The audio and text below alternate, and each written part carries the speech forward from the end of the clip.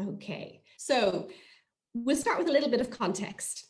Our conference today deals with the topics of race and heritage in Scotland and offers examples and guidance on how issues arising from their intersection can be dealt with. Earlier this year, when discussing possible conference topics, we decided that current events such as Black Lives Matter made this a timeless issue for us to explore. In Scotland, buildings, monuments, public spaces and street names have become a touchstone for discussions and action on racism, slavery, empire and colonialism. Notable examples include the debates about the commemoration of slavery advocates and colonial commanders, including the Lord Roberts Monument here in Glasgow, the Melville Monument in Edinburgh, and the Duke of Sutherland Monument in Gosby. Our own organisation, the Scottish Civic Trust, is involved in these debates about how Scotland's built environment reflects its ties to the transatlantic slave trade.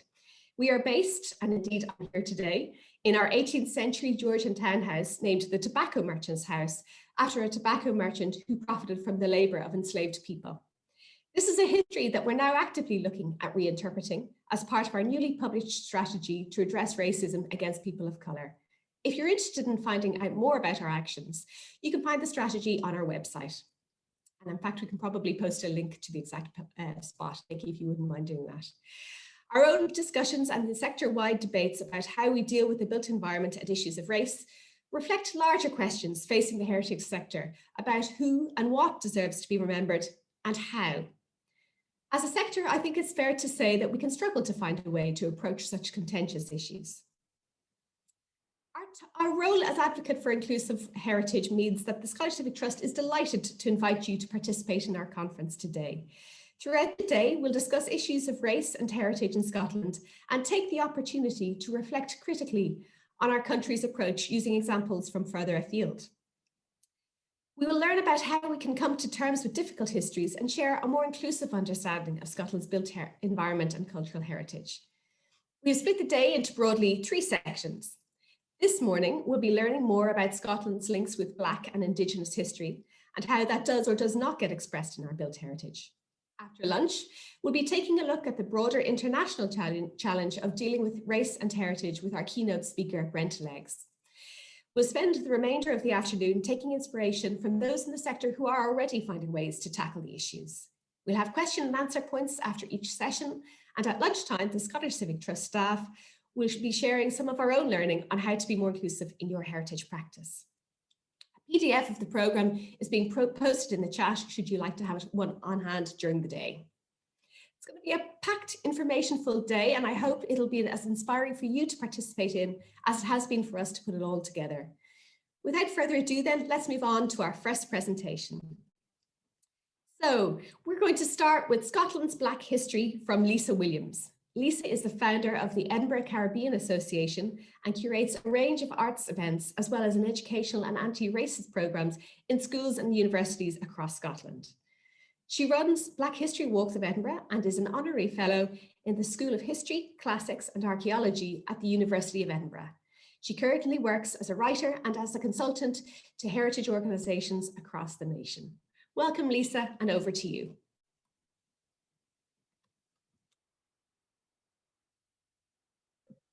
Thanks very much for the welcome, Susan, and thanks very much to everyone for tuning in today for what I think is going to be a series of really good discussions. Before we begin, though, I'd like to address the title and the framing of this talk, because I do think we have to be careful about any form of competition as to whose communities have been in Scotland for longer, partly because of the weaponisation of the term Indigenous by the far right, particularly over the past decade, and how this can feed into these ideas of alien invasion or white genocide. And as we'll see, it's far more complicated than that. So continuous waves of immigration, when you're making Scotland what it is, and of course, even the origin of the first Celtic peoples has been contested over the years as well.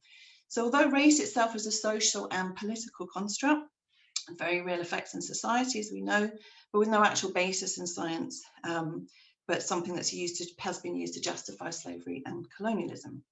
So I'll begin my presentation with the Roman era, where there was no fixed idea of race at that time, and of course the term black as a political construct would have been meaningless. So I'm going to focus on Edinburgh in my talk, but in the framework of a sort of wider context of Scotland's Black history. So I've already given that away. So how long have African people been in Scotland? And it may have been previous to this, but of course it's important for us to look at the Roman era and look at people here like Septimius Severus, who was the first African emperor of Rome. So he was from Libya, and he became the first emperor in AD 193. So he came to Scotland, as we know, was not successful in managing to conquer Caledonia. He came with his two sons. He had an army of over 30,000 men during the years of 208 to 210, operating camps, as many of you know, from Forts in Cramond and other places in Scotland as well. So after he dies, his two sons go back to Rome. But I think it's important for us to think about soldiers who were of African heritage, who were part of this army, who were held in very high status and high regard. So let's go to the next slide, please. And then when I'm doing my tours of Edinburgh, I leap all the way to the 16th century. So looking at the research that has been done over the past few decades, particularly like people like Onyeka Nubia and Miranda Kaufman and others, Dr. Jude Evans, even, who lives in Edinburgh, did a lot of work on that a few decades ago. But looking at the African people who were part of the royal courts from the early 1500s. So we have people like Peter the Moor, who was a courtier, who was held in very high regard. He was paid very well. The king used to send him, this is talking about James IV, would send him on tours, potentially to France, because he was also paid in French currency. We have people like the Moor Torbrenna. Torbrenna is a word that means drummer. So this was a man who was basically the royal choreographer in the court. So would have been bringing in African dance rhythms, movements and drum rhythms. And he used to get extra money for the painting of his drum. We also have people like the Moor lasses, who people have been talking about more in the last few years. So these were two girls of around 10 years of age, of African heritage, who were the ladies in waiting to James IV's favourite illegitimate daughter, Lady Margaret. As far as we know, Historic Environment Scotland's just done a report on this last year, looking at pulling the threads of those stories together and talking about an area in the castle where they think the girls would have lived together in the household, a very specific household of Lady Margaret. So, and there were also others across Scotland at that time, so in Hume Castle, Stirling Castle, and other households. And then as we go through that century, there's evidence of people living in Scotland in other areas as well. So next slide, please.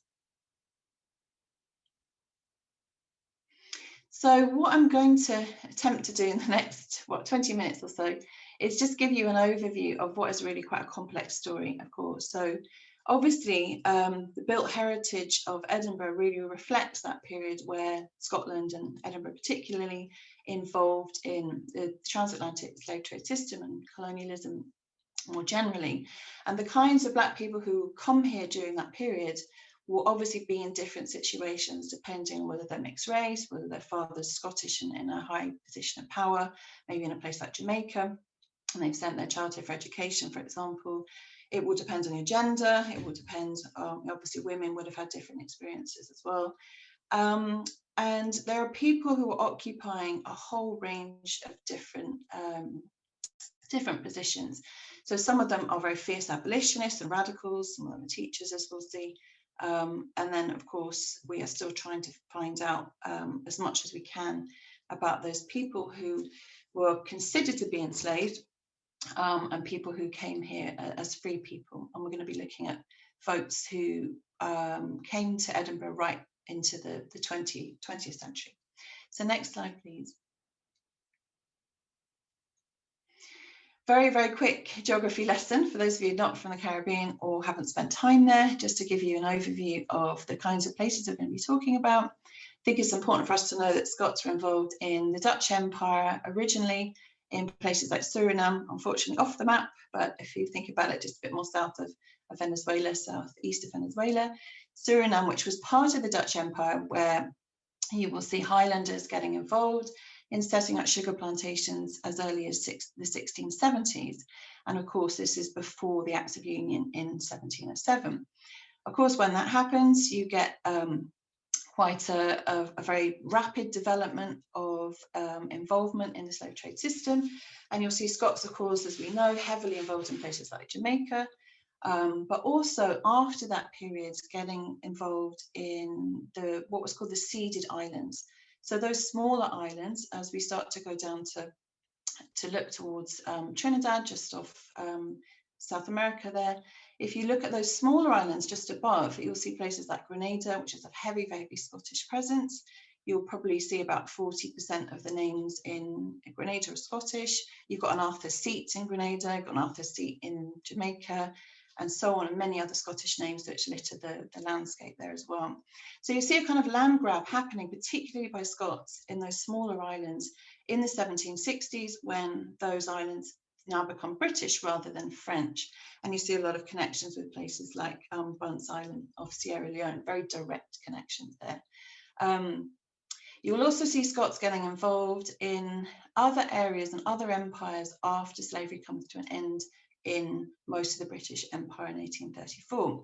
So you'll see movement of Scots into places like Cuba, especially doctors, for example.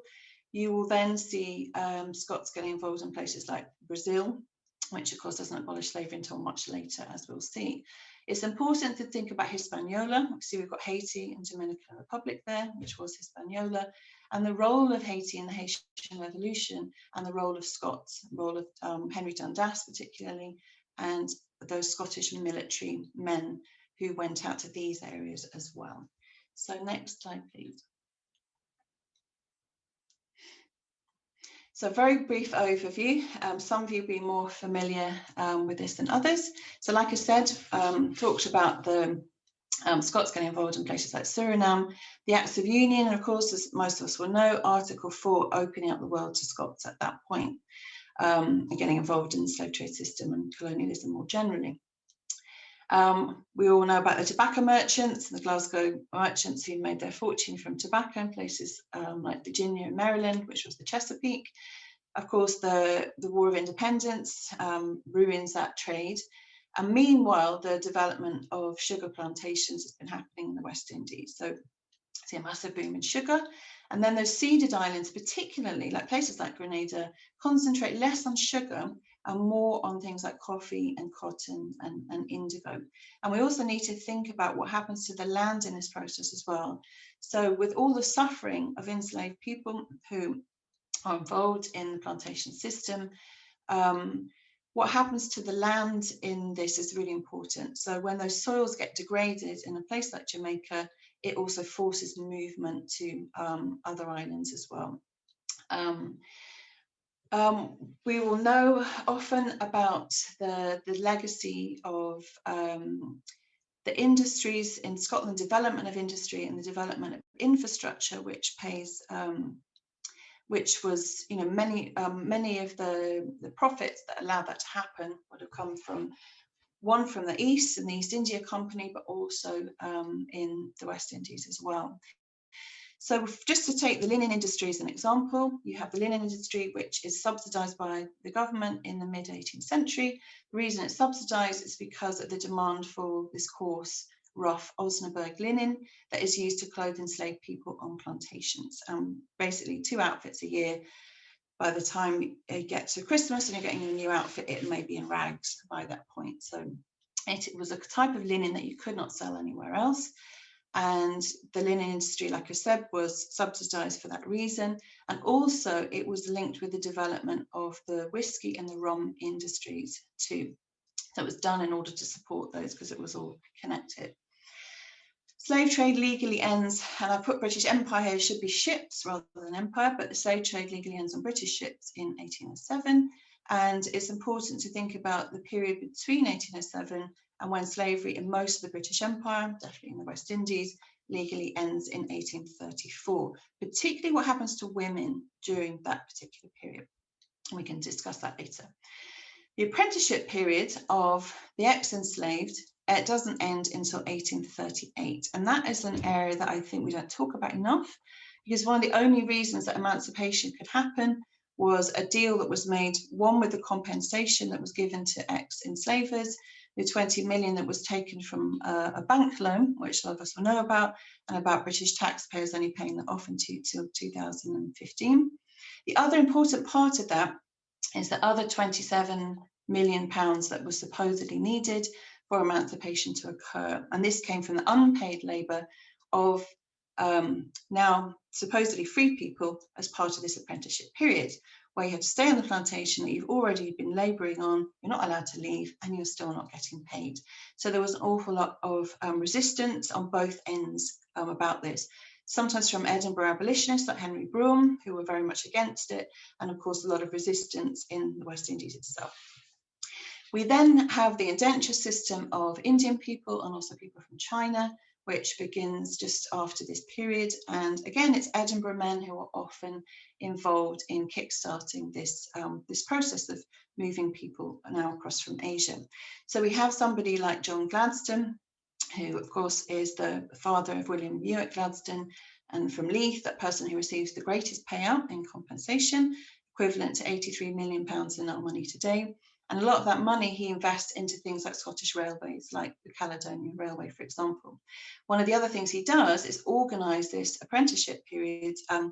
He organises this indenture system of people from India through a family connection, so that when he sells his plantations in Guyana, which was Demerara and Berbice and so on, Essequibo, those plantations were sold with a whole labour force attached from Asia. Of course, Scots are then importing slave-produced goods from America, and we all know about the Clyde runners in Greenock and Glasgow, those very fast ships that were designed to take armaments and food to support the Confederates. And some historians saying that it's quite likely that the Civil War went on for a couple of years longer than it should have done because of Scottish involvement in that area. Like I said, we've got Scots moving to Dutch Caribbean, which doesn't abolish slavery until 1863. On their compensation list, you've got about 10–11% of the people who receive compensation are Scottish. And again, as I've mentioned, getting involved in places like Cuba and Brazil. I think Brazil is an important area for us to start to look at because it hasn't been researched enough. Sometimes we've got language issues, and that's why often the research doesn't always translate easily, literally translate easily from one researcher to another. And then often you see these same people, often quite a few Scots, who receive compensation, and they use that compensation to then set up investments and further plantation economies in places like Australia.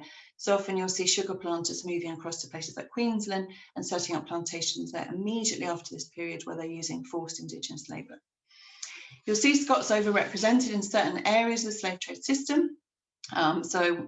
The oft-quoted figure of 2/5 of ship's captains out of Liverpool are Scottish, thousands of doctors coming out of the 3 main universities who are involved in being employed on slave ships and also on plantations. We'll see disproportionate involvement in land ownership. So Antigua, for example, a small island that has 72% Scottish plantation ownership in the 1760s. You'll see similar patterns in places like Grenada as well. Like I said, overrepresented, or may not have said, but Scots overrepresented slightly on that compensation list. You'll see Edinburgh overrepresented, again, slightly on that list, and you also see particularly the new town, which you would expect. Also, Scots were heavily overrepresented in the abolition movement. Really important to remember, people like Zachary Macaulay, people like Frances Wright, who was this amazing radical abolitionist from Dundee, we don't always talk about, partly because she was a woman, who went out to Tennessee in her early 20s and set up a multiracial utopian socialist commune. So that's an amazing story, I think should be pulled out a lot more. We have the Edinburgh Ladies Emancipation Society, who were some of the most influential, again, quite radical abolitionists who really extended solidarity to African American people trying to escape the situations. And as mentioned, Henry Brougham, who was somebody who has been his work has been recognised partly by the plaque that is outside his birthplace in St Andrew's Square. So the amount of ships, as often been talked about, is much less leaving Scotland. They actually get involved in direct human trafficking. We have just over 30 voyages that we definitely know about. There may have been more. A lot of these Scots who own slave ships are operating out of the larger ports like Liverpool, Bristol, London, and so on.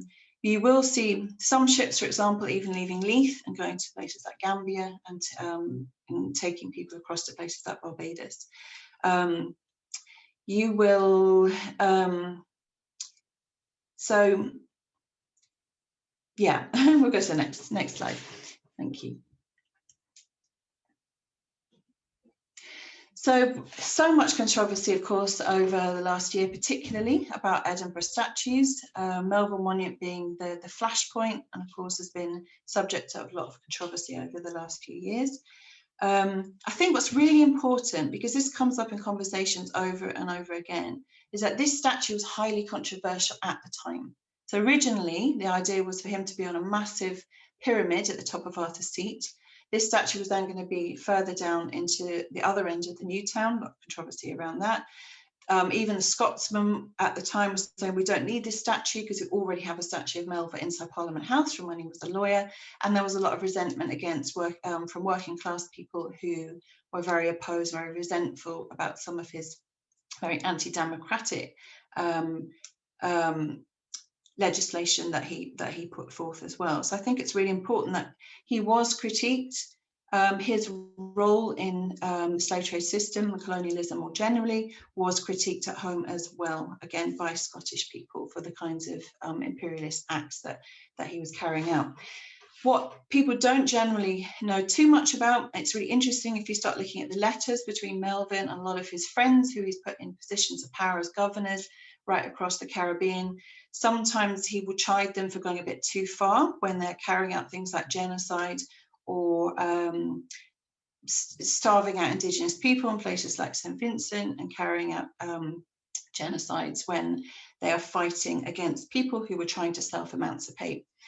Also, it's important to remember that Britain sent out the biggest military mission that has ever left British shores, where we've got about 30 or 40,000 British men who die, sailors and soldiers who die, going out to try and reinstate chattel slavery in a place like Haiti a couple of years after the Haitian Revolution, and people have already self-emancipated, and the French after the revolution have said that slavery is now abolished through the French Empire.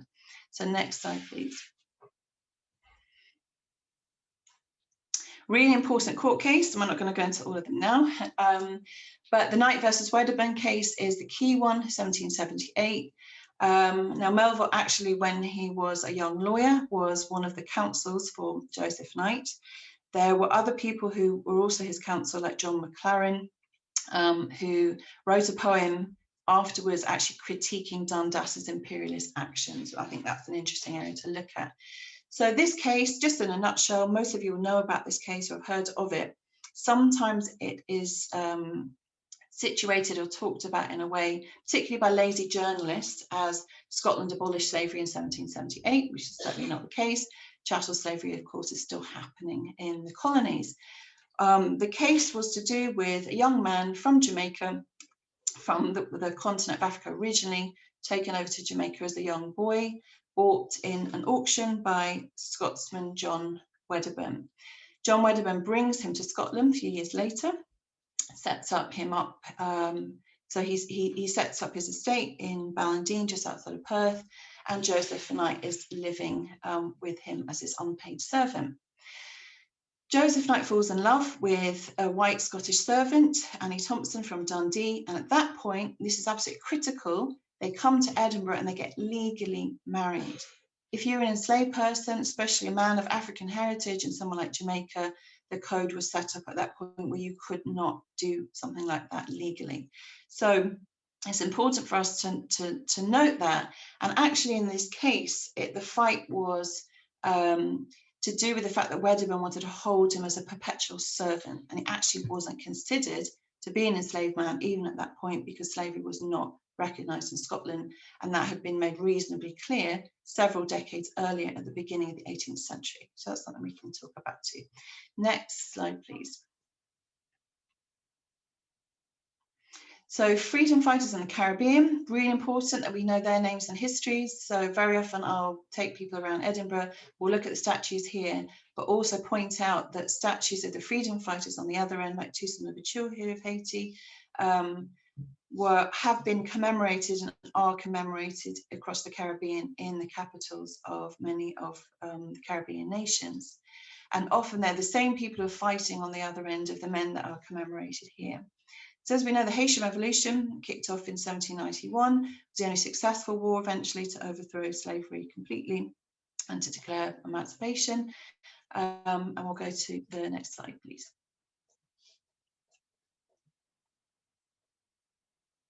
So Robert Wedderburn, mixed race, Scottish Jamaican man, born in Jamaica in 1763.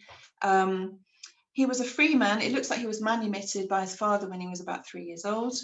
We have the really horrible situation of his mother, Rosanna, being sold by his father, James Wedderburn, who was the brother of John Wedderburn, when she's having her third child for him and she's 4 months pregnant for him. And this wasn't uncommon.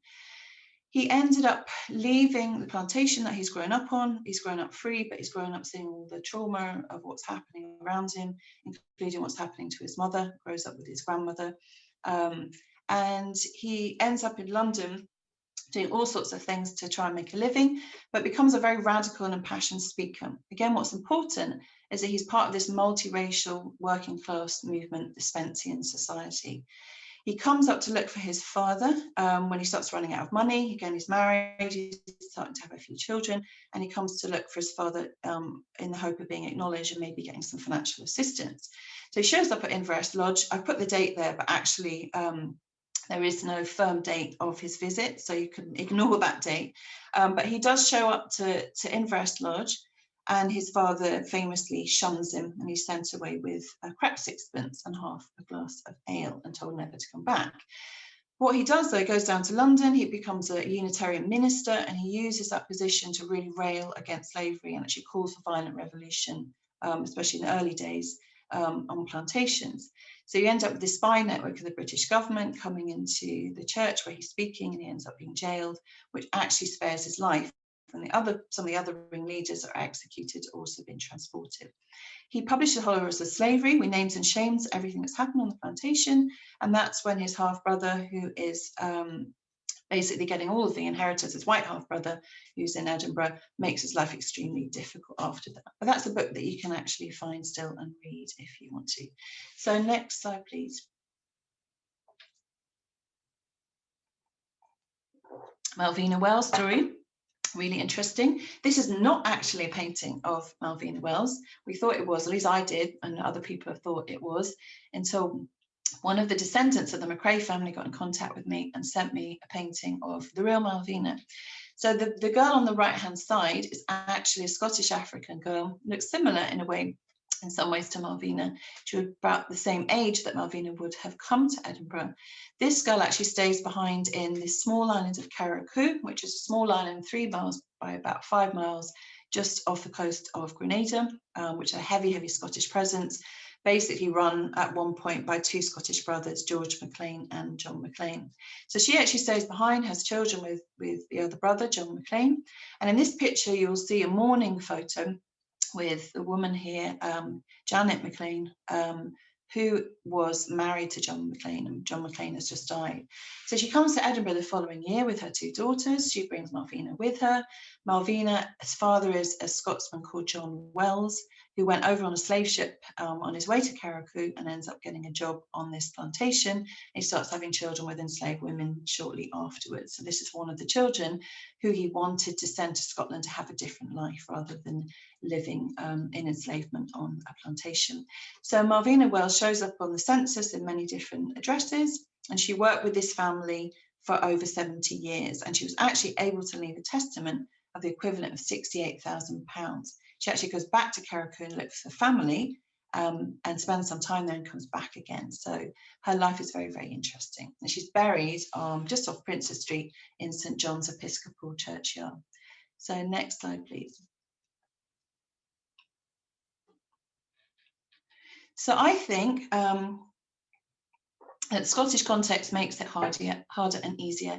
So there's a lot of talk about difficult histories. I think it might be at some point useful to frame this as empathetic histories, striving for empathetic histories. It may not necessarily be difficult, actually, but I think we need to be aware of the emotional process as we go through having these kinds of, in some ways difficult, but still difficult conversations. So denial over the years to Scotland's own history, a semi-colonisation, that's been contested in itself and still contested about whether it was colonised or semi-colonised. And people's identity that is attached to that. It's obviously quite a sensitive area. I do think that's a really good opportunity to be able to develop empathy for a similar, in some ways, where musical instruments are banned, where language is banned, certain areas of culture are banned, and the position of power is different, but for a much more extreme experience. So next slide, please.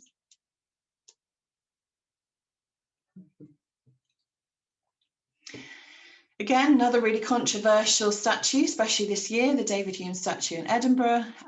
So when I've been doing my walks the last 2-3 years, I will read out the infamous footnote that he writes and revises in 1753 for his essay on national characters. That's come to the forefront recently. It's important to remember that David Hume was highly influential. A lot of philosophers would have used his ideas and did. And even at the time, it's looking at this idea that we're not taking a present lens and putting it on the past, because at the time, even amongst Enlightenment scholars like James Beattie up in Aberdeen was basically saying that David Hume was talking nonsense when he's saying that white people are the only people that have ever achieved anything, ever been civilized, and everyone else who is not white has basically done nothing. So putting it in a nutshell. But it's important to remember that he had a lot of criticism at the time, and also Black intellectuals who come into Edinburgh University from places like Sierra Leone in the maybe 100 years later also heavily critique his ideas that are still influencing these pseudo-scientific ideas of race, and a lot of it comes out of Edinburgh University. So next slide, please. Important for us to look at the intellectual legacies of African thought, having a lot of respect for different kinds of epistemologies and cosmologies, and also where we've got a lot of the knowledge which ends up in things like scientific journals in Edinburgh. It's actually been taken from other very sophisticated healthcare systems with enslaved African people who have come with this knowledge to the Caribbean, maybe are in now communities with Amerindian people, and using the herbs that are available in the area, but also with their own knowledge. And sometimes this knowledge, for example, the case of the so-called Negro doctor or physician in Grenada in the 1770s, there's like a cure-off between this particular man and a Scottish doctor, and the kinds of, the contrast in what happens to those patients is so stark, where the so-called Negro doctor's patients basically survive using traditional herbal cures, and a lot of this knowledge now ends up in the scientific journals here and is talked about as Scottish medical invention. Enlightenment scholars, I won't go into that now. We'll go to the next slide, please.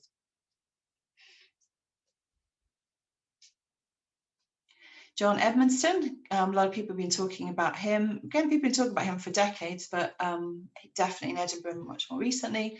So a man who grew up enslaved on a timber plantation in Demerara, which is now Guyana, owned by Scotsman Charles Edmondson. And I neglected to mention that Guyana, again, is another place that has huge Scottish connections. That was kind of like the last frontier of where Scots went to set up plantations. So he grew up in this plantation. He learned taxidermy from a family friend, naturalist Charles Waterton. And when he came to Scotland with the family, close to Glasgow in 1817, actually gets a job in the museum in Glasgow, selling them all sorts of exciting and exotic specimens. He then moves to Edinburgh in the 1820s, and he's selling specimens to the museum, but he's also teaching taxidermy to the students in the university. Charles Darwin is living just a few doors down from him. He's very bored of what he's doing, and he's excited to be able to hire him for a guinea a lesson. He spends 2 months with him every day, and they say they had a very good relationship. He was a very pleasant and intelligent man. They think potentially without these skills that he had and the knowledge that he was able to give him, that he would not have discovered the theory of evolution in the way that he did. So next slide, please. African Americans and slavery, very many African Americans who received a great welcome when they came over. Frederick Douglass being one of the most famous ones, of course, being this stalwart and giant of civil rights, including the entire family. Frederick Douglass, as many of you will know, spent time in Edinburgh in 1846, 1847, and it was his base for when he was speaking around the UK at that point. Gets Thomas Chalmers, who we have his statue on George Street, being the head of the Breakaway Free Church in 1843. And of course, a lot of the rallying cry when Frederick Douglass is making his speeches is to send back the money, to send back the blood-stained money, that £3,000 that Thomas Chalmers has solicited from Scottish American slave plantation owners in the South. It's a small percentage of what was used to set up the Free Church, but it was the principle that was so outrageous to Douglass and others. So next slide, please. Edinburgh Ladies Emancipation Society, I think, are a really interesting group of women, and you'll see that they support African American people, but also Caribbean people in the aftermath of emancipation as well, particularly with things like the Morant Bay Rebellion that happens in Jamaica and the massacre that happens in 1865. So you have people like Eliza Wigham. They're all Quakers. You've got Priscilla Grant's grave, again at the end of Princes Street, St Cuthbert's churchyard there. And they are women who are really extending solidarity to people like Harriet Tubman and sending money for Harriet Tubman, and also assisting Frederick Douglass very much so when he comes over. So next slide, please. Very many international Black speakers have come to Scotland, Edinburgh particularly, and Glasgow as well, and Dundee and other places. You've got people like Ignatius Sancho, who was an African-British abolitionist, first person of African heritage to vote in a British election. He comes up to Edinburgh in the 1770s and receives a very good reception from one of the MPs here. Again, we talked about Frederick Douglass.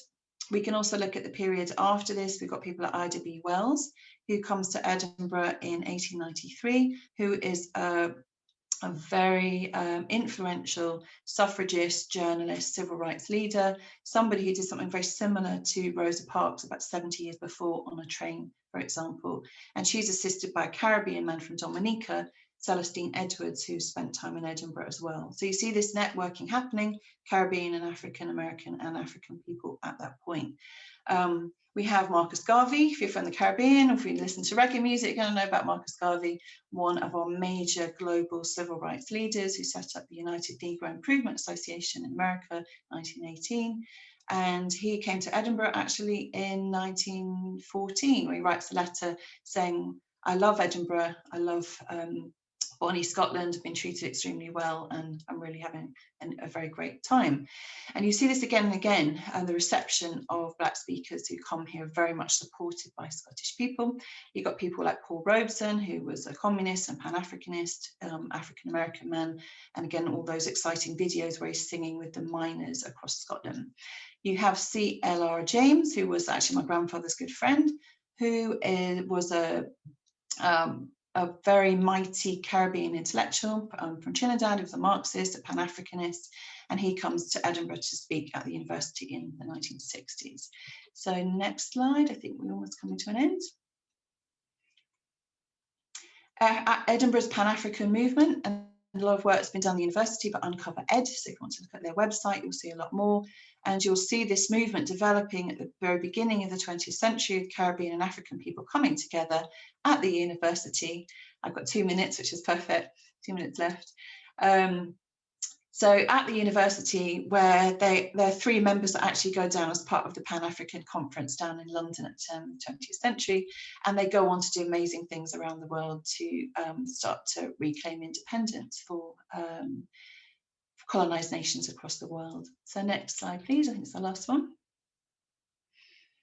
It will take us to the 20th century. If you want to know more about this, if you don't know already, there's a wonderful 20-minute video on Vimeo called Tree Fellas, where it talks about the contribution of the 900 men who came from British Honduras, which is now Belize, and were stationed across Scotland, and what happened to them and their experiences.